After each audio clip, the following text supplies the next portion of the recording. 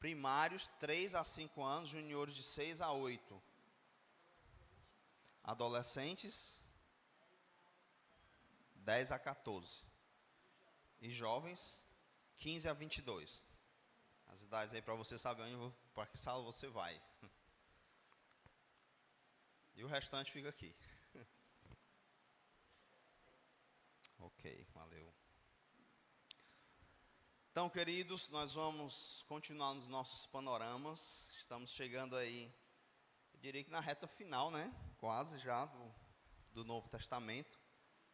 Passamos aí longos 2 anos vendo os panoramas de cada livro. E o nosso intuito, reafirmo, é para que você, quando for fazer seu devocional e você for iniciar um livro, você saiba mais ou menos qual é a intenção do autor, por que ele escreveu aquilo. Em Bíblias de estudo, como essa do John MacArthur Jr., né? Tem a Genebra, várias outras aí. A Genebra, então, só cuidado com alguns comentários. Mas,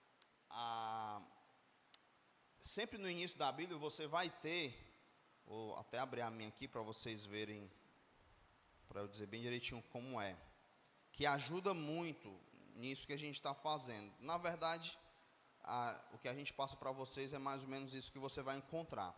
Então, antes de começar a carta, tem uns estudos, aí então ele fala do título, por que o nome é esse, autor e data, isso é muito importante. Aí ele dá um pano de fundo, isso é maravilhoso, esse pano de fundo. Ele vai contar a história da carta. Por que ela aconteceu, como aconteceu, o que o autor tentou tratar e tal. E é uma paginazinha você lê tudo isso. E depois, aqui no caso, tem temas históricos e teológicos. Algumas vão ter dificuldades teológicas que você vai encontrar nessa carta e tal. Mas é muito legal você poder ver essas partes aí que ajudam muito na compreensão da carta. Então, nosso propósito nos panoramas é ver exatamente isso, tá certo? Ajudar vocês, quando for ler a carta, você saber mais ou menos por que ele está escrevendo aquilo. Então, vamos orar mais uma vez, para que o Senhor nos abençoe nessa manhã, no estudo da sua palavra. Senhor, meu Deus e meu Pai, obrigado por estarmos aqui com o teu povo, para estudar a tua palavra, crescer, sermos edificados, sermos alimentados. Nos ajuda a nos aprofundar, Deus, no texto sagrado, a sairmos daquilo que é básico, como o autor de Hebreus fala, e irmos para coisas mais profundas na tua palavra. Conhecer e seguir conhecendo o Senhor, que se revelou através da tua palavra e que nos dá tudo no que diz respeito à vida e piedade, por meio do conhecimento de nosso Senhor e Salvador Jesus Cristo. E que teu povo seja o povo que ama estudar a tua palavra, que se dedica, que busca isso. Em nome de Jesus, amém. Então, hoje a gente vai estudar, acho que já passou aí, sem querer. 1ª e 2ª Tessalonicenses, tá? Então eu vou dar esse pano de fundo aí, vai servir para as duas cartas. A segunda carta, ela é bem pequena, mas pouco mencionada ou lembrada por nós, então eu vou dar esse pano de fundo porque serve para as duas cartas e depois a gente entra nas cartas, ok? Espero que dê tempo, né? Então vamos lá. O título 1ª Tessalonicenses e 2ª Tessalonicenses, reflete o nome da cidade a qual ela foi enviada. Então isso vai acontecer muito. 1 Coríntios, né? Então o nome se dá por causa do local. Então se a gente fosse receber uma carta, ia ser carta aos, como é que diz? Jereissatienses? Maracanauenses, né? Então, seria assim o nome da nossa carta, ok? Aí tem cartas pessoais, ou cartas gerais, tem o nome do autor, né? No caso, Pedro, Tiago, e por aí vai, Judas. e algumas cartas que endereçadas a uma pessoa, como Timóteo, né? 1º e 2º Timóteo. Tá certo? Vamos lá. O autor não tem discussão, o autor é Paulo, então abre lá em 1 Tessalonicenses, capítulo 1, verso 1. Aí você já deixa aberto aí, tá? 1 Tessalonicenses 1. Diz assim: Paulo, Silvano e Timóteo, a igreja dos Tessalonicenses, em Deus Pai nosso e no Senhor Jesus Cristo, graça e paz a vós outros. Então essa carta ela é escrita por Paulo. Silvano e Timóteo estão aqui porque eles fizeram parte do cuidado dessa igreja, caminharam junto, mas quem escreve é Paulo, e ele reafirma isso no capítulo 2, verso 18. Acompanha aí comigo. 2:18. Por isso, quisemos ir até vós, pelo menos eu, Paulo, não somente uma vez, mas duas, contudo Satanás nos barrou o caminho. Então é ele que está escrevendo, a forma como ele fala, isso fica claro, não há dúvida sobre a autoria desse livro, foi o apóstolo Paulo. A data, essa carta ela é considerada uma das primeiras cartas escritas por Paulo. Alguns estudiosos vão dizer que ela foi a primeira, e outros vão dizer que ela foi a segunda. Então, alguns acreditam que a primeira carta foi Gálatas, que Paulo escreveu, e Tessalonicenses seria a segunda carta que ele escreveu. Então, ela data aí do ano 51, mas por final de 51, acredita-se que ele teve lá no final de 50 ou início de 51, então precisava de um tempo até ele saber como que a igreja estava, para poder escrever a carta, certo? Então, a igreja em Tessalônica foi plantada no fim do ano 50, na segunda viagem missionária de Paulo. E aqui eu peguei o mapa da viagem dele, só para vocês verem aí, ó. Então, Paulo sai bem daqui, ó, Antioquia.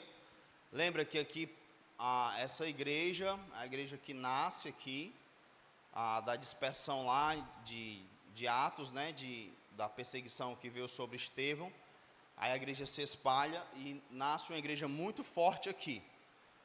Aí a igreja de Jerusalém fica sabendo que essa igreja está crescendo lá e envia Barnabé.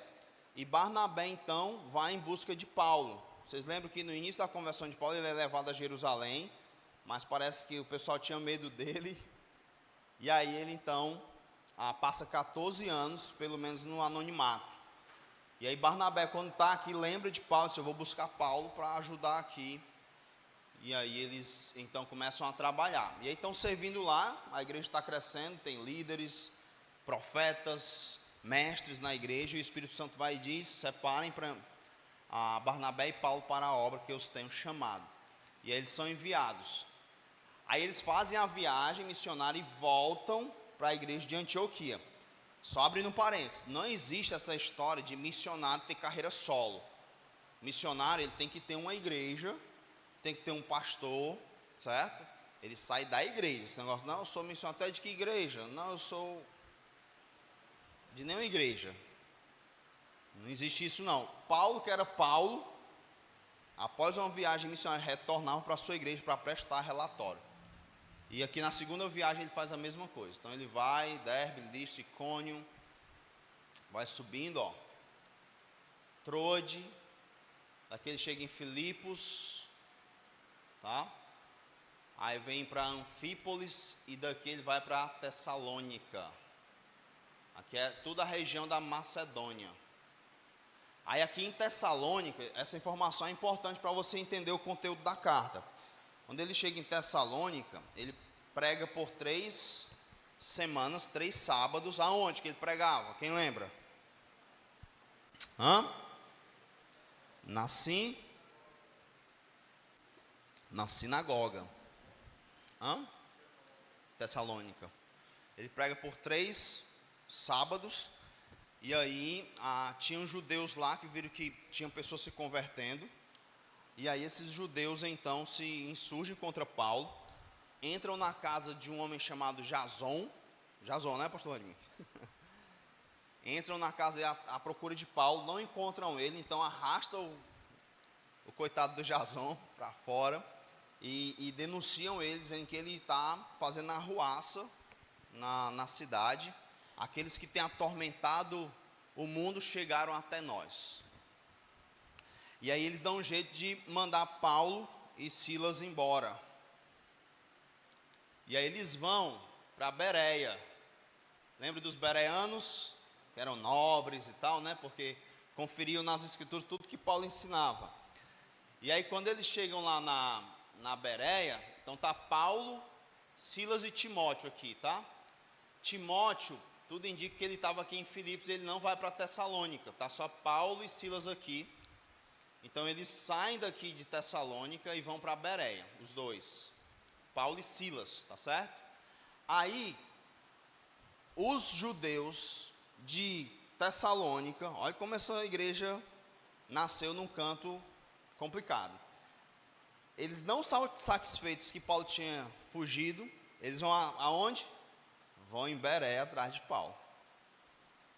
E aí contratam pessoas da malandragem, né, fazem isso, para poder fazer a arruaça e tentar matar Paulo.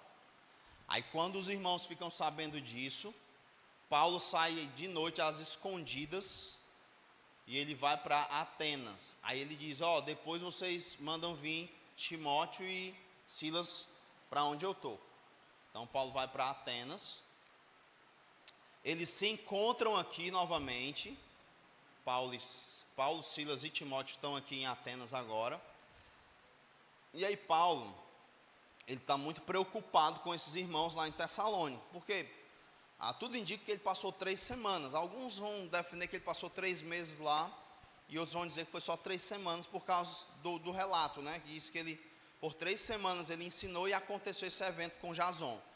Então, Paulo está muito preocupado. Aí o que ele faz? Ele manda Timóteo para Tessalônica, para ter notícia e cuidar dos irmãos. E manda Silas para Filipos. Então, acredita-se que Paulo manda Timóteo para Tessalônica porque os arruaceiros, os perseguidores da igreja não conheciam Timóteo. Então ia ser mais fácil, Timóteo ia chegar lá, ninguém ia conhecê-lo, e aí ele ia poder cuidar da igreja. E é legal o carinho e a preocupação que Paulo tem por essa igreja. A gente vai ver depois alguns textos, como isso é forte nele, como isso vai nos ensinar muito sobre como viver em comunidade. Então ele manda Timóteo para cá, ele está em Atenas, aí ele fica sozinho em Atenas, manda Timóteo para cá e manda Silas para Filipos. E daqui ele vai para Corinto. Aí aqui em Corinto, ele então reencontra Timóteo, que vem trazendo notícias de Tessalônica, e reencontra Silas, que vem trazendo a oferta lá da igreja dos filipenses. Deu para entender? Então eles se reencontram lá, e Paulo então é novamente animado. Vocês lembram que Paulo, eu ensinei sobre 1 Coríntios, que Paulo chega muito desanimado em Corinto, não é? Ele chega cheio de temor e tremor. Aí eu falei do cuidado de Deus pelo missionário, e eu não citei essa parte, eu queria citar então.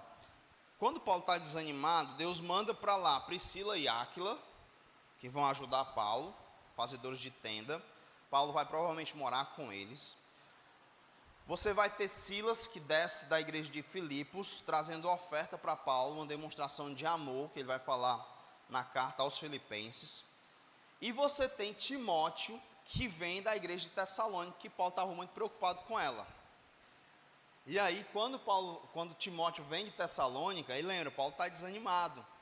As notícias sobre Tessalônica são notícias maravilhosas, de uma igreja que estava crescendo, estava frutificando na fé, não estava dando trabalho, e em tudo isso Deus está ajudando e consolando o seu servo num tempo de desânimo. E aí a gente lembra que o próprio Cristo fala com Paulo para ele não desanimar, que tem muita gente naquela cidade, no caso em Corinto, ok?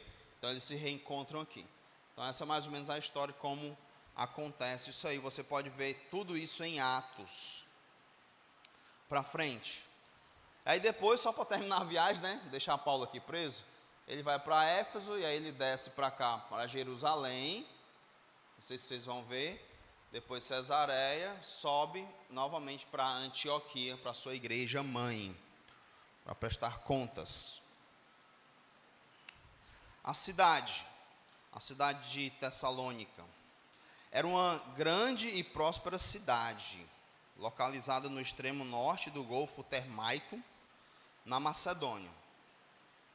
Estava junto à principal rodovia, conhecida como a Via Ignátia, por isso servia como eixo político e econômico. Então, o fato dela estar perto dessa via dava proeminência a ela e tudo acontecia ali, todo o comércio. Eu vou já mostrar essa via para vocês, só para vocês terem noção do negócio, como era gigantesco. Então, isso lhe rendeu o título de a mãe da Macedônia. Então, a Macedônia é toda aquela região lá, tem Filipos e tudo. E aí essa via ignática passava tanto os exércitos como o comércio, tudo nela, cruzava uma extensão muito grande de terra. E aí, por Tessalônica estar bem localizada, então passava muita coisa por lá, muito comércio. É quase igual Corinto por causa do canal lá do Istmo, né? Então, a Tessalônica tem o nome, né? De a mãe da Macedônia, ok? Deixa eu passar aqui então para vocês verem aí. Olha aí o tamanho da estrada. Tem noção do tamanho dessa estrada? 1.120 quilômetros. Imagina uma estrada dessa, feita aí pelo Império Romano, né? Para caminhar as tropas. Está aqui Tessalônica, ó. Bem aqui na estrada. Então, imagina comércio, tudo passando por aqui, de um lado para o outro. Essas estradas tinham segurança e tal, e por aí vai. Então, o Império Romano foi muito usado por Deus para proteção dos missionários, para melhorar a locomoção, correio e tudo mais. Então, isso ajudava muito, né? Uma extensão muito grande mesmo de uma estrada, isso no primeiro século. Aí, por curiosidade, eu trouxe aqui umas fotos da estrada hoje. Algumas partes que ainda são conservadas. Bem legal, né? Ó, tinha calçamento. Aqui passando por cima de um rio. Aqui essas pedras gigantes, né? Então, elas serviam tanto para comércio como para a caminhada do exército aí romano para conquistar mais terras. Dominar tudo ali. E essas estradas também elas tinham segurança, para que as pessoas pudessem caminhar livremente sem serem roubadas e por aí vai. Muito legal. Então, qual o motivo do livro? Qual o motivo do livro? Vamos lá em Atos 17. Você deixa marcado aí Tessalonicenses e vai lá em Atos. Só para a gente ver um pouco lá sobre o que eu narrei para vocês. Alguém pode ler aí Atos 17, de 1 a 9?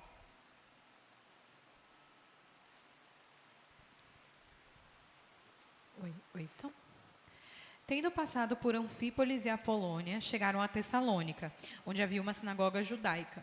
Segundo o seu costume, Paulo foi à sinagoga e por 3 sábados discutiu com eles com base nas Escrituras, explicando e provando que o Cristo deveria sofrer e ressuscitar dentre os mortos. E dizia: este Jesus que lhes proclamo é o Cristo. Alguns dos judeus foram persuadidos e se uniram a Paulo e Silas, bem como muitos gregos tementes a Deus, e não poucas mulheres de alta posição. Mas os judeus ficaram com inveja. Reuniram alguns homens perversos dentre os desocupados e, com a multidão, iniciaram um tumulto na cidade. Invadiram a casa de Jason em busca de Paulo e Silas, a fim de trazê-los para o meio da multidão. Contudo, não os achando, arrastaram Jason e alguns outros irmãos para diante dos oficiais da cidade, gritando: Estes homens, que têm causado alvoroço por todo o mundo, agora chegaram aqui, e Jasão os recebeu em sua casa. Todos eles estão agindo contra os decretos de César, dizendo que existe um outro rei chamado Jesus. Ouvindo isso, a multidão e os oficiais da cidade ficaram agitados. Então receberam de Jasão e dos outros a fiança estipulada e os soltaram. Ok. Então, a forma como a igreja ela foi plantada nos ajuda a saber o motivo da escrita. Tá? Então, quando você olha para esse ambiente hostil ao evangelho, essa perseguição, isso já nos ajuda a entender mais ou menos como é que a igreja estava, o que ela passou, isso nas duas cartas. Então é muito legal você saber o contexto histórico em que os leitores originais estavam inseridos, no tempo que eles estavam inseridos naquele lugar, como as coisas funcionavam lá e como era principalmente essa parte da perseguição. Isso nos ajuda a interpretar melhor o texto, certo? Eu até citei, por exemplo, Tiago, né? A religião boa e perfeita é visitar os órfãos e as viúvas nas suas necessidades. Aí quando você lê um texto assim, você pensa o quê? Então eu tenho que ficar visitando orfanatos e viúvas. Você tem que saber o contexto que aquilo foi escrito, qual a intenção do autor e por que ele fala aquilo. Então você tem um tempo de perseguição, os cristãos estão dispersos, você tem muitos órfãos na igreja e você tem muitas viúvas que perderam seu esposo devido à perseguição. E aí já faz todo sentido. Então, porque quando o texto diz visitar os órfãos, vem o que na nossa cabeça? Um orfanato, né?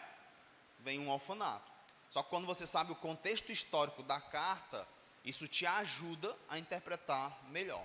Então, essas informações que a gente dá geralmente no início da aula e que tem no início dos livros nas Bíblias de estudo, isso te ajuda a compreender melhor o texto sagrado. Por exemplo, uma grande confusão que vai ter na igreja de Tessalônica, que é motivo praticamente das duas cartas, é que os irmãos estavam acreditando, existiam falsos mestres que ensinavam isso, que o dia do Senhor já tinha chegado. E aí lembra que o dia do Senhor é o quê? Quando vai ter grande tribulação, perseguição e tudo, toda aquela confusão lá, que a gente já estudou um pouco nas quartas-feiras. E aí isso ajuda. Então, quando você olha para esse cenário de perseguição, olha só o que eles fizeram, né? Contrataram malandros para poder fazer um alvoroço na cidade, para prejudicar Paulo e os irmãos que tinham acabado de se converter. O Jasão foi preso por quê? Não é?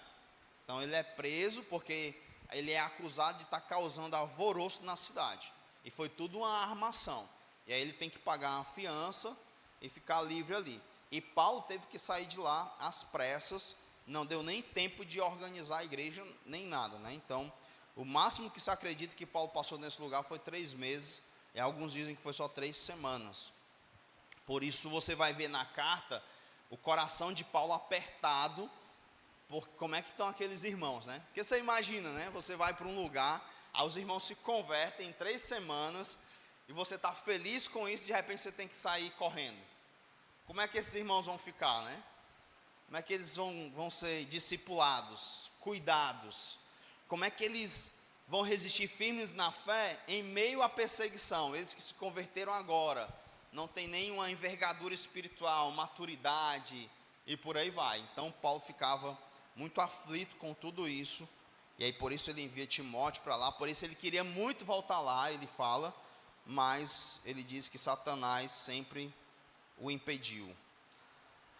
Então o motivo imediato foi o relato de Timóteo sobre Tessalônica, apresentado a Paulo em Corinto. Então olha aí o capítulo 3, volta para lá, 1 Tessalonicenses capítulo 3, versos 6 e 7. Então Paulo está em Corinto, recebe a visita de Timóteo e o relatório. Paulo, a igreja está assim, assim, assim. E aí então ele vai escrever essa carta. Então verso 6 e 7, né? Diz assim: agora, porém, com o regresso de Timóteo, vindo do vosso meio, trazendo-nos o quê? boas notícias da vossa fé e do vosso amor, e ainda de que sempre guardais grata lembrança de nós, desejando muito ver-vos, como aliás também nós a vós outros. Desculpa, desejando muito ver-nos, como aliás também nós a vós outros. Sim, irmãos, por isso fomos consolados acerca de vós, pela vossa fé, apesar de todas as nossas privações e tribulações. Então, você consegue perceber essa conexão forte, não é? Ele escreve essa carta, esse é o motivo primário, né? E quando ele recebe notícias, mas eu queria já aqui abrir esse parêntese, já que a gente está no texto, e falar um pouco sobre essa conexão pastoral, né?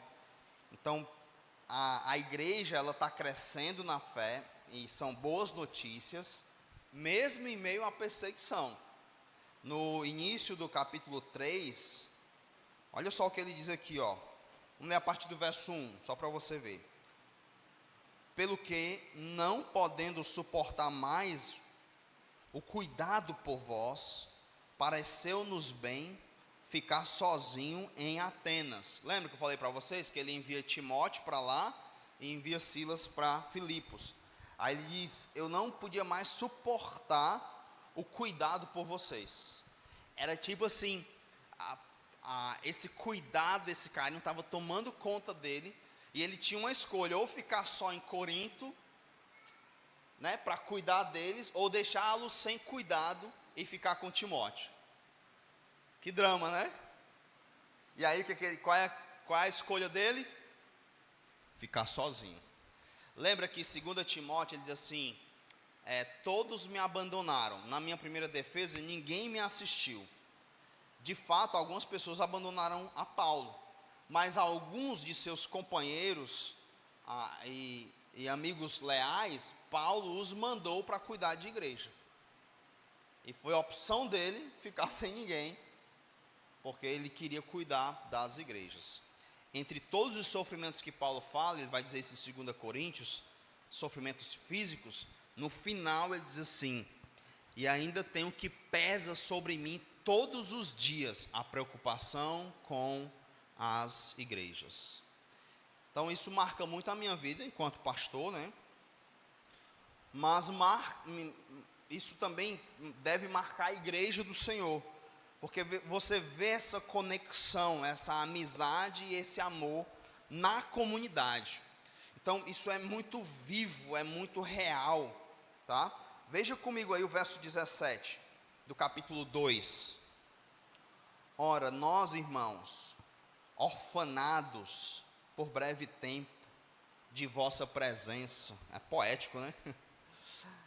Não, porém, no coração, com tanto mais empenho, diligenciamos, com grande desejo de quê? E ver-vos pessoalmente. Por isso, quisemos ir até vós, pelo menos eu, Paulo, não somente uma vez, mas duas, contudo Satanás nos barrou o caminho. Isso aqui, irmãos, se você ler com atenção, é porque a gente lê às vezes e passa direto, né? Mas isso demonstra, na prática, o que é o Evangelho. Esse amor aqui. Por isso eu sempre insisto, essa é uma marca distintiva do cristão. Esse amor que a gente não sabe explicar. Tem como você explicar humanamente falando esse amor aqui? Do camarada como Paulo abandonar tudo, toda a sua riqueza, seu glamour, seu poder e sofrer por pessoas. Tem como explicar o amor dessas pessoas por ele também? Humanamente falando, não tem. Esse é o poder do Evangelho. É o poder do Evangelho. Esse coração que arde. Ele dizer, olha irmãos, nós estamos orfanados por breve tempo da vossa presença. Eu acho isso encantador, isso me apaixona muito, a ver esse amor no meio do povo de Deus. Paulo sofreu traições, o que vocês acham? Quando ele vai falar do sofrimento, ele diz em perigos, né, nas estradas, em perigos nisso, em perigos entre os patrícios, entre os judeus e tal, em perigos entre os irmãos.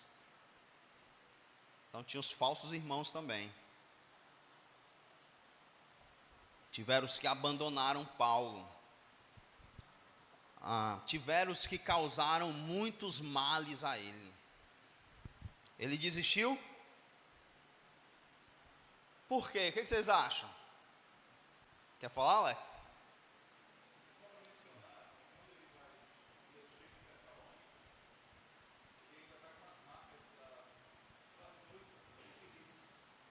Listra, né? Também. Sim, lembrei. Tem um microfone aí para o irmão Alex, porque senão eu vou ter que repetir tudo que ele está dizendo. O que me chama atenção, aí falando já do mês de missões, como é uma visão do missionário Paulo, em sair da cidade de Filipos, ali em Atos 16, no finalzinho, e aí ele tem toda aquela história do carcereiro, onde ele é açoitado antes, ele é açoitado e preso. Sim. E a primeira coisa que ele faz, depois de livre, é procurar uma sinagoga em outra cidade. Verdade, viu? Ele não desiste, né? Não desiste. Não desiste. É engraçado, acho que é na primeira viagem missionária dele, ele vai para a Listra, aí ele apanha lá e ele é dado como morto e jogado no lixo. Tem noção disso? Aí ele vai para outra cidade, aí ficava bem perto para ele voltar para Antioquia. Senão de lá era assim o caminho, né? Aí veio para cá e Antioquia bem aqui. Daqui eu desço para Antioquia, pronto. Ele volta por Listra porque estava preocupado com os irmãos. Queria saber como é que aqueles irmãos estavam. Então, esse amor, essa conexão, ela é incrível no meio do povo de Deus. E isso testemunha para o mundo lá fora que Jesus Cristo veio. Por isso Jesus ora para que sejamos um, como Ele e o Pai o é. Por isso eu reafirmo que missões, tornar o Evangelho conhecido, começa aqui dentro. Dentro da igreja. É a igreja vivendo em comunidade. E Deus vai acrescentando aqueles que vão sendo salvos. E eles chegam no meio dessa comunidade cheia de amor, cheia de sentimento uns pelos outros. E aqui eles são transformados. Quando eles vêm de um mundo egoísta, um mundo individualista, um mundo que pensa só no seu umbigo. Porque o Evangelho é isso, é abnegação, é negar a si mesmo. É deixar de viver para si e viver pelos outros e pelo reino. É amar a Deus sobre todas as coisas e o próximo como a ti mesmo. Se cumpre toda a lei. E no nosso caso, no novo mandamento de Jesus, em João 13, é amar o próximo, ou amar o outro, o irmão, como ele nos amou, como Cristo nos amou. E esse amor ele é muito latente aqui. A gente viu Filipenses também, né? Como Paulo, ele sentia saudade dos irmãos, repete isso 2 vezes. A preocupação que ele tinha com os irmãos, olha, eu estava preocupado, vou mandar logo Epafrodito de volta para poder ver se vocês se acalmam, porque eu estou muito preocupado. E aí vocês ficando felizes, eu também fico feliz. Então é muito legal essa conexão, esse amor. E quando você for fazer seu devocional, numa carta dessa, você tem que, Deus, eu não vejo isso aqui no meu coração, se esse é o caso, né? Deus me ajuda, eu viver esse amor, porque deve ser, irmãos, eu olho assim, eu digo, e às vezes eu vejo irmãos que são tão indiferentes, tão frios, e eu não fico chateado com eles não, eu fico com dó deles, porque é muito gostoso amar e ser amado, não é não? Não é gostoso isso? Você saber que tem pessoas que são capazes de dar a vida deles por você, que se importam, que sentem saudade de você. Isso é muito legal. E é a família de Deus, ela vive esse amor, porque Deus é amor. E esse amor, quando entra em nós, ele transborda e afeta quem está ao nosso lado. Então, ao ler algo assim, isso para mim é constrangedor. Ontem eu fui pregar numa igreja e os irmãos lá eram um carinho assim tão absurdo que eu fiquei constrangido, né? Depois eu saí com a Raquel e falando assim, a Raquel dizendo, parece que a gente conhece esses irmãos aí há 20 anos. E não é exatamente assim quando você encontra outro crente, né? Não tem essa conexão.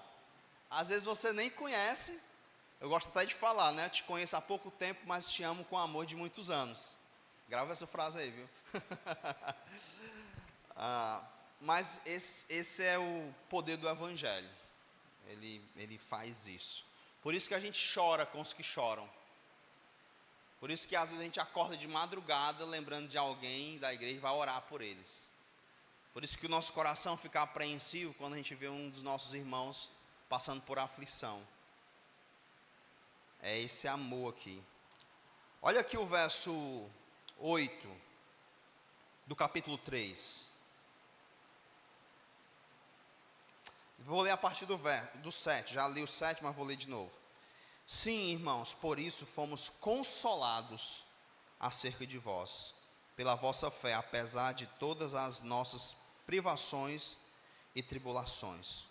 Porque agora vivemos, se é que estáis firmados no Senhor, pois que ações de graças podemos tributar a Deus no tocante a vós outros, por toda a alegria com que nos regozijamos por vossa causa, diante do nosso Deus, orando noite e dia, com o máximo empenho para vos ver pessoalmente, e repartir as deficiências, e reparar as deficiências da vossa fé.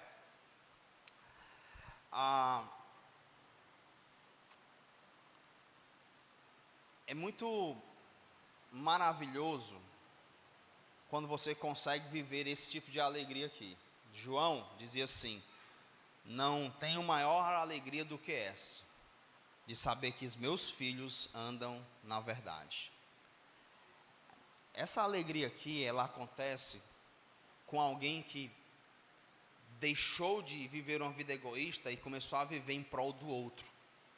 E o progresso espiritual do outro alegra seu coração e te motiva a orar, dando graças a Deus pelo que Ele tem feito. É um sentimento tão gostoso. Como pastor e conselheiro, às vezes você vive isso aqui, ó. Um irmão caiu, aí você vai cuidar dele, ou a irmã, você vai cuidar dele, aí ele se afasta um pouco das atividades da igreja, e você cuida. E aí Deus vai operando o milagre, restaurando. Não é um processo fácil, é doloroso. Às vezes você está assim, eu estou assim, né, feliz, o irmão está indo bem, de repente liga, pastor, caí de novo. E tal, aí dá aquele balde de água fria, aí você recomeça de novo e tal. E um dia você o vê retornando aos serviços na casa de Deus. Eu canso de chorar vendo isso. O resto da igreja não sabe, né? Que isso está acontecendo.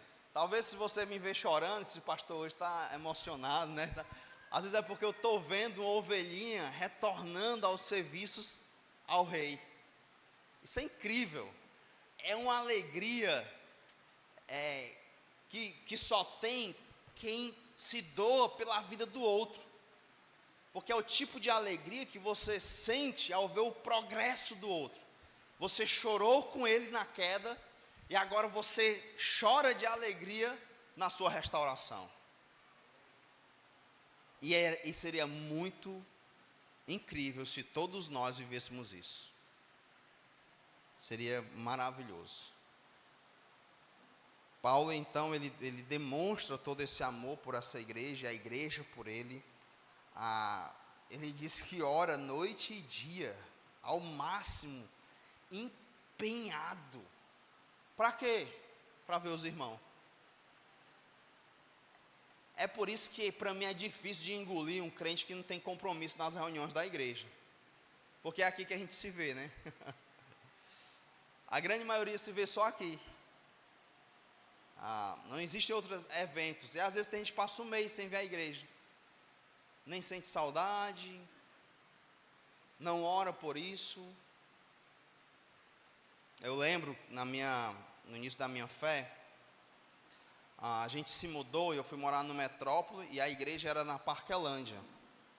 Eu tinha 13 anos na época, 13, 14 anos, e aí eu não conseguia, eu tinha medo de ir sozinho de ônibus, né? Tinha que descer na Bezerra, em frente ao shopping, andar 8 quarteirões até a igreja. E o meu irmão mais velho estava morando em outro canto, que era o Carlão, e é ele que levava a gente para a igreja. Aí eu fiquei sem poder ir para a igreja. E todo o resto da minha família era descrente. Então foi um tempo bem difícil. E aí eu fui visitar umas igrejas no bairro. Fui para a Universal também. Aí lá eu fiquei com medo, tinha um negócio dos demônios e tal. Eu fiquei com muito, naquela época tinha muito isso. E eu disse, rapaz. E aí eu ficava, né? E nada. Eu lembro que uma vez, já estava com mais de mês que eu não vi os irmãos lá. E não tinha mocidade nem nada, não. Era a igreja pequena e tal, só tinha eu e outro jovem. E aí eu me deitei na rede, comecei a lembrar das músicas que eu tinha aprendido lá na igreja. E eu chorei muito nesse dia, chorei muito de saudade dos irmãos. E isso é uma marca que o Espírito de Deus testifica com o meu espírito que eu sou um regenerado. Porque é um negócio muito estranho, não é não?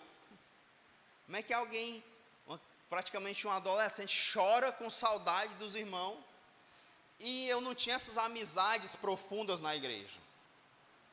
Mas estar com aqueles irmãos, estar com o povo de Deus, existe uma presença de Deus que nos edifica quando a gente está junto aqui, ó. Quem infelizmente não pôde vir hoje pela manhã, não tem essa presença que só ser alguém que é ladrão, que é avarento e tal, devido a algumas igrejas e alguns pastores viverem assim. No tempo de Paulo, os mestres tinham seus discípulos, eles ganhavam muito bem, tá? Então era comum. Lembra que Paulo diz, eu fui mais astuto e vos prendi com dolo, falando dos coríntios, porque eles não queriam pagar Paulo, e não pagar Paulo era um jeito de dizer que ele não era o nosso mestre. Só que Paulo prendeu eles com dolo. Como? Paulo começou a servi-los sem salário. Então Paulo fazia tendas para não ter obstáculo ao evangelho. E aí ficou feio para eles. Por quê? Porque o mestre de vocês faz tendas, e era um trabalho grosseiro. E era humilhante ter um mestre assim, né? Pensa na cultura grega, dos filósofos, né? Dos sábios, dos mestres e por aí vai. Então Paulo ele trabalhou sem receber, e isso foi ruim para eles. E depois eles queriam pagar Paulo, e Paulo diz, não, eu não aceito o salário de vocês e tal, ninguém vai tirar essa glória de mim. E aí acaba que tinha isso. Então o mestre no primeiro século, ele ganhava muito bem, e alguns mestres lá viviam só mesmo eram mestres por causa do dinheiro, e Paulo sempre sofria essa acusação. Só para ficar claro que não tem muito a ver com o que é hoje, né? Que os mestres daquele tempo roubavam e tal, coisa do tipo, como alguns pastores fazem hoje. A alegria pela fé que eles demonstraram, então fala novamente. Pureza sexual, vamos ler esse texto? Tessalonicenses 4.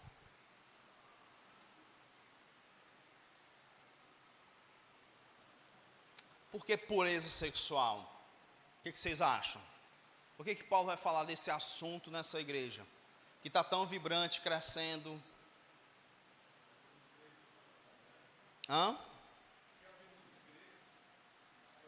Gregos e romanos, né? Que eram imorais.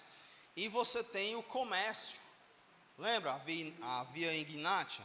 Então, os comerciantes passavam lá. Então, cidades muito movimentadas. Tem muita prostituição e por aí vai. E aí a a igreja sofria com isso, os irmãos se convertiam, vinham desse contexto, e quando nós enfraquecemos na fé, voltamos às práticas antigas do pecado. Então, verso 1 a 8. Finalmente, irmãos, nós vos rogamos, exortamos no Senhor Jesus que, como de nós recebestes, quanto à maneira por que deveis viver e agradar a Deus, e efetivamente estáis fazendo, continueis progredindo cada vez mais, porque estáis inteirados de quantas instruções vos demos da parte do Senhor Jesus. Pois esta é a vontade de Deus, o quê? A vossa santificação, que vos abstenhais da prostituição, que cada um de vós saiba possuir o próprio corpo em santificação e honra, não com o desejo de lascívia. O que é lascívia?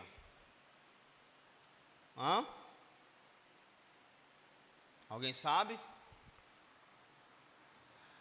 Comportamento ou atitude sensual.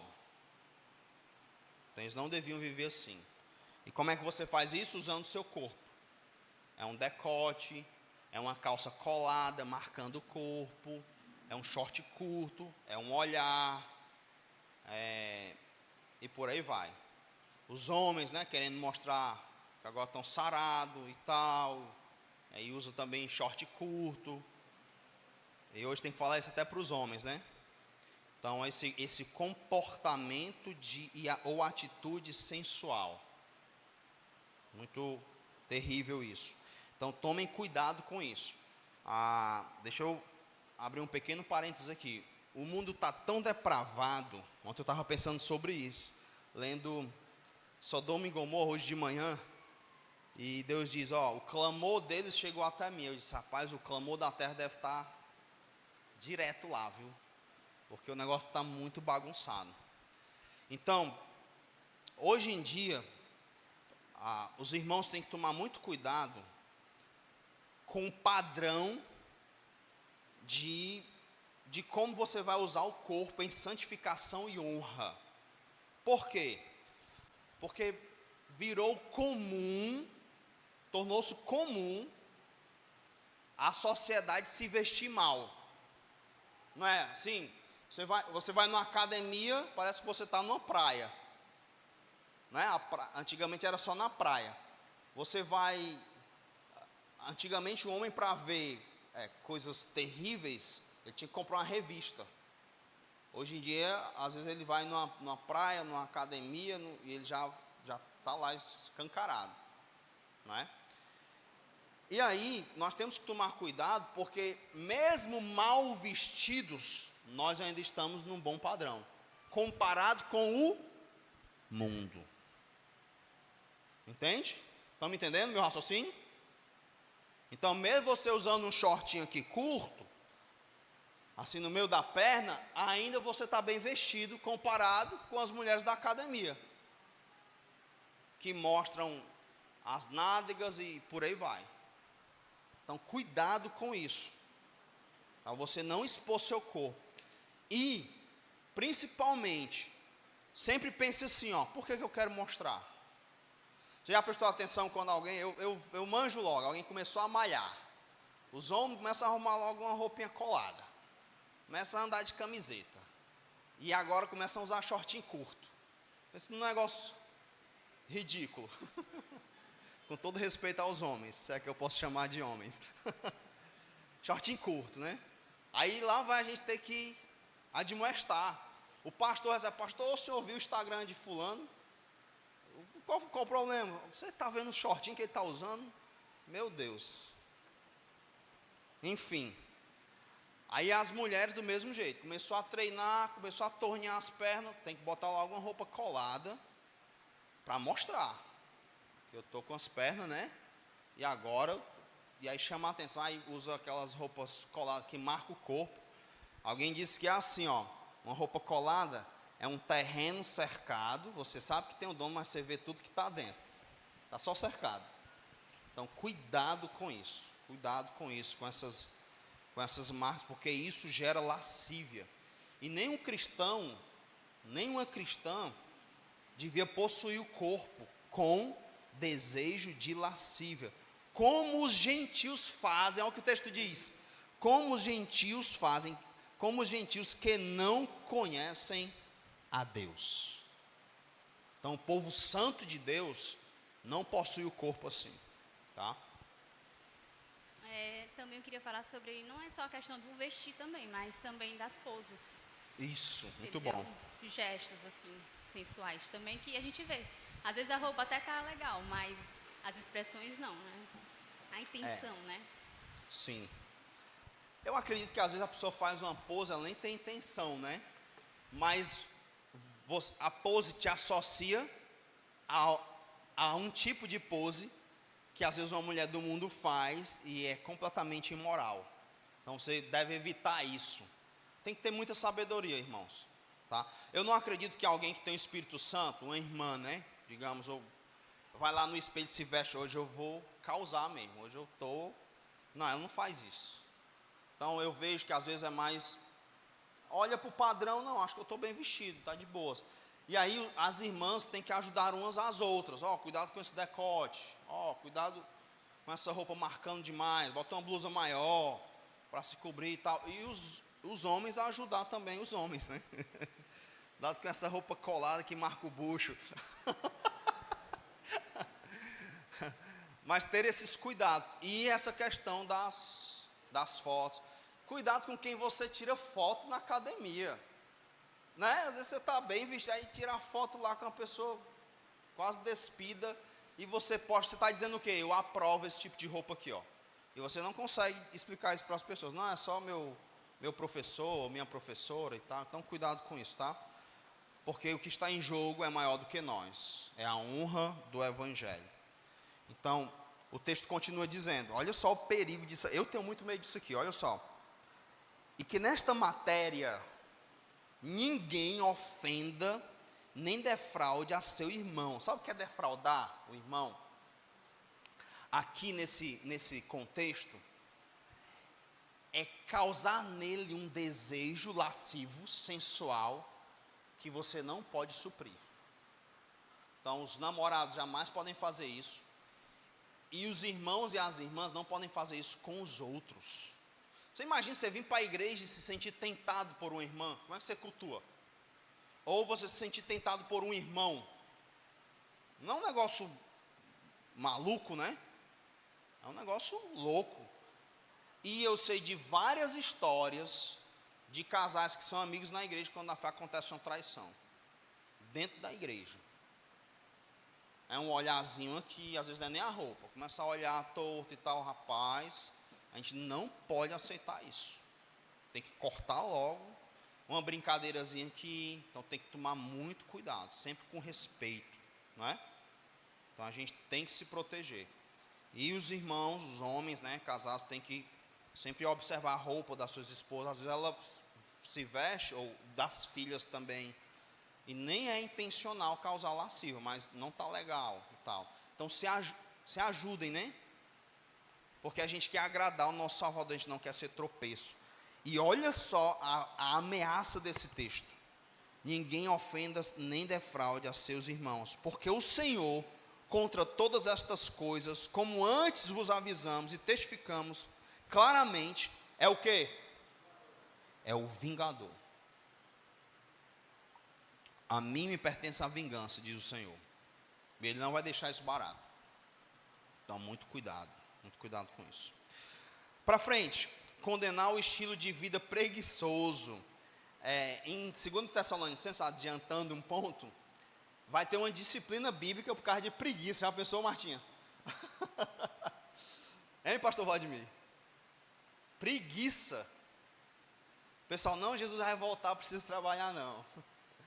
Eu vou mais trabalhar não. Aí Paulo vai dizer o quê? Não trabalhe também não. Não coma. Ai, que falta de amor, pastor. Né? Isso é falta de amor, o irmão não quer trabalhar, dá comida para ele. Não, Paulo diz, você tem que ser disciplinado. Notai ele, se afastem dele. É o texto sagrado. tá? Então, tinha esse problema na igreja, tá? Estilo de vida preguiçoso, e ainda ficavam falando mal uns dos outros. Tinha que fazer, né? Menos falar dos outros. Corrigir o mau entendimento escatológico e acalmar as tensões entre o rebanho e exortá-los a viver de acordo com os fundamentos da vida cristã. Mesmo sendo uma igreja vibrante, que está crescendo, mas são pecadores, então vai ter problemas, tá certo? A igreja, nunca pense uma igreja perfeita, não existe igreja perfeita. Se ela se denominar uma igreja perfeita, saia dela que é uma seita, entendeu? Não existe. Então tem tensões, tem problemas, tem irmãos que caíram, infelizmente, em pecado.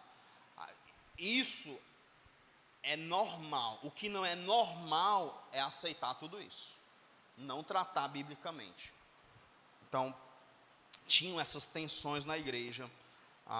E aí lá no capítulo 5, verso 12, um texto que eu gosto muito, ele diz assim, ó: agora vos rogamos, irmãos, que acateis com apreço os que trabalham entre vós, e os que vos presidem no Senhor e vos admoestam, e que os tenhais com amor em máxima consideração, por causa do trabalho que realizam.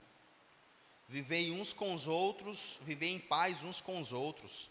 Exortamo-vos também, irmãos, a que admoesteis os insubmissos, consoleis os desanimados, ampareis os fracos, e sejais longânimos para com todos.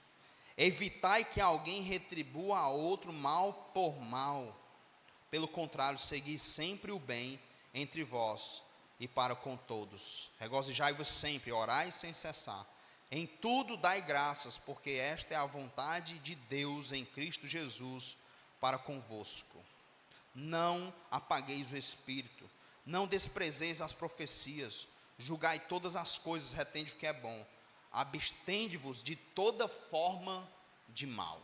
Essas são as considerações finais aí, e eu quero frisar só numa delas, que eu acho interessante. Evitai, uma ordem, que alguém retribua o outro mal por mal. Como é que você faz isso? Nunca aceite fofoca. Nunca aceite. O senhor veio fazer isso, aí você aceita a fofoca, depois vai falar para o outro, ó, fulano falou isso, e tal, como é que pode e tal. Você está semeando e contendo. Quando alguém vem com a fofoca, você tem que corrigir esse comportamento pecaminoso. Você tem que admoestar essa pessoa. Você tem que evitar, às vezes a pessoa fez algo e essa ficou chateada, só que ficou na dela, calada. Aí vem falar para você, está pagando mal por mal, e você não faz nada. O texto diz: evite que alguém pague mal por mal. Então você vai para cima do problema. Você não é aquele isento, né? Não vou me meter nisso aí. Estão brigando aí, esses irmãos, não quero nem me meter. Não, você vai lá evitar a guerra. Você é um pacificador. Você vai para cima do problema para resolver, tá? E se você não conseguir, por favor, me chama, pede ajuda, que eu vou lá com você lhe ajudar. Porque eu entendo que Deus me ordena: Clesiano, evite que alguém pague mal por mal. Então nós vamos trabalhar duro nisso, para ser uma comunidade em paz, ok? Para frente. Segundo livro. Então o segundo livro é bem rápido. O propósito dele: ele vai tratar 3 assuntos: desencorajados pela perseguição e necessitados de incentivo para perseverar, ludibriados pelo falso mestre a respeito da volta de Cristo. Então estavam ensinando para eles que o dia do Senhor tinha chegado. Desobediência ao mandado divino, que era o trabalho no caso aqui. Então, uma carta, elas foram escritas no mesmo ano, no ano 51. Então foi uma perto da outra lá, tá? Então é dada a primeira carta, e aí passa um pouco tempo, e ele tem novamente notícias da igreja, já escreve a segunda carta, e acredito que também foi escrita da cidade de Corinto. Paulo está lá, ele passa 1 ano e 6 meses em Corinto, então deu tempo ele escrever as 2 cartas. E aí o propósito do segundo livro é o quê? É consolo para os cristãos perseguidos. Ele vai consolar esses irmãos. A perseguição, lembra? À medida que vai passando o tempo, ela vai aumentando, vai piorando. Então não alivia. Até chegar ao ano 300 ali, a igreja vai sofrer muito. Então ela vai numa ascendência de perseguição e sofrimento. Então Paulo ele escreve esse livro para falar novamente da alegria dele, ver esses irmãos prosperando, mas também animá-los no meio da tribulação. Correção sobre o dia do Senhor.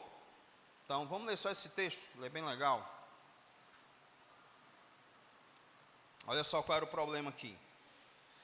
Irmãos, verso 1 do capítulo 2. Irmãos, no que diz respeito à vinda de nosso Senhor Jesus Cristo e à nossa reunião com Ele, nós vos exortamos a que não vos demovais da vossa mente com facilidade, nem vos perturbeis, quer por espírito, quer por palavra, quer por epístola, como se procedesse de nós, supondo tenha chegado o dia do Senhor. Então o problema era esse.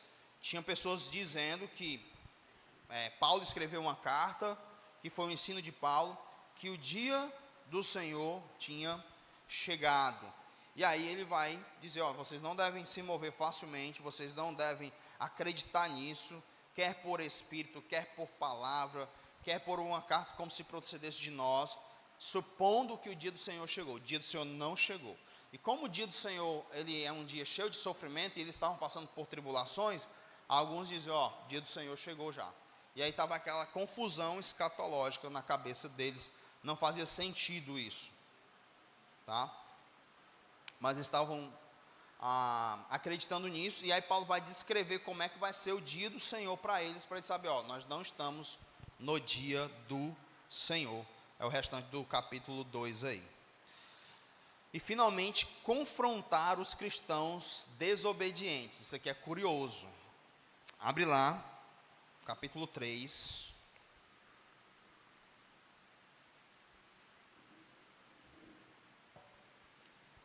Verso 6. Nós vos ordenamos, irmãos, em nome do Senhor Jesus Cristo, que vos aparteis de todo irmão que ande desordenadamente, e não segundo a tradição que de nós recebestes. Tradição aqui pode ser uma tradição humana ou uma tradição bíblica. No contexto aqui, é o ensino apostólico, tá? Pois vós mesmos estáis cientes do modo porque vos convém imitar-nos, visto que nunca nos portamos desordenadamente entre vós, nem jamais comemos pão à custa de outrem. Pelo contrário, em labor e fadiga, de noite e de dia trabalhamos, a fim de não sermos pesados a nenhum de vós. O contexto aqui é que esses irmãos estavam vivendo desordenadamente, em pecado. E qual era o pecado? Não queriam trabalhar. Já pensou? E a ordem de Paulo é o quê? Ordenamos, irmãos, em nome do Senhor Jesus, que vos aparteis. Esse vos apartar aqui, quando você vai estudar a disciplina bíblica, aqui Paulo está dizendo que eles devem ser excluídos da igreja. Já pensou? Por não querer trabalhar. Então é pecado. Nós temos o grande defeito, como igreja, de uma forma geral, de achar que só alguns pecados é que são passíveis de disciplina bíblica. Mas vamos lá. Glutonaria é pecado? É pecado. Mas a gente nunca admoesta alguém por causa da glutonaria. Não é? Não cuidar do corpo é pecado? É pecado. Mas a gente nunca admoesta alguém por conta disso. Quer dizer que tem alguns irmãos que admoestam. Mas percebe? Fofoca é pecado? Semear contendas. Deus abomina isso. Mas você recebe uma fofoca como se fosse uma coisa normal. Então não pode, irmãos. E aqui esses irmãos estavam sendo disciplinados porque não queriam trabalhar. Tá? Aí Paulo vai e diz isso, eu ordeno aos irmãos que se apartem dele. Vixe, o que esse irmão fez? Adulterou? Matou? Não, ele só não quer trabalhar, é só um preguiçoso. Tem que ser disciplinado. Aí Paulo diz agora, ó, caso, verso 14, alguém não preste obediência à nossa palavra, dada por essa epístola, notai-o, nem vos associeis com ele, para que fique envergonhado. Claro, você não vai tratá-lo como inimigo, ele vai concluir. Mas esse notai-o aqui também é o mesmo caso. Tem que ser disciplinado, excluído da comunidade, porque ele não está prestando obediência. E aqui pode ser que ele fala primeiro, esse que não quer trabalhar, e eu estou dizendo isso, e alguns na igreja talvez não fossem concordar, né, com isso. E aí ele diz, ó, caso alguém não preste obediência a essa palavra, tem que ser excluído também. Já pensou? Ah, não, mas é da minha família e tal, não vou fazer isso não. E aí essa pessoa também se encontraria em maus lençóis. Ó, o microfone está aí, ó.